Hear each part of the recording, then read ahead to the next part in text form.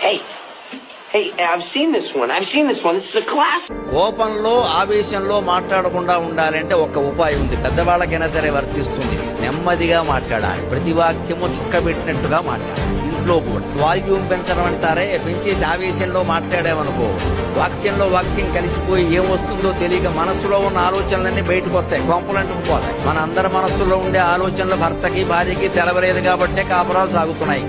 ఎప్పుడు ఆవేశంలో ఏమొచ్చేస్తుందంటే లోపల మాట బయటకు వచ్చేస్తుంది. ఆ వేగంలో వస్తుందండి. నెమ్మదిగా మాట్లాడండి. ఇదిగో చెప్తున్నాను కదా, చెప్తే వినాను కదా, ఎందుకు చెప్తామయ్యా, మాకేమన్నా కోపమా? ఇదయ్యా రామాయణంలో ఉంది కదా, భారతంలో అంత కూడా ఎందుకయ్యా, మరి ఇంట్లో కూడా జరిగింది కదా. ఇదా చొక్కబెట్టడం. అవసరమైతే అదేదో సినిమాలో చూశాను నేను, శ్రీలక్ష్మి అని ఒక నటి ఉంది. బావా ప్రశ్న ఆశ్చర్యాలు, ఎప్పుడు వచ్చావు ప్రశ్న గుర్తు, అది పంక్చువేషన్ మార్కులతో సహా చదువుతూ ఉంటుంది నవల. అలా చదవా, ఎందుకంటే ఆగాలి. ఆగి ఆగి ఆగి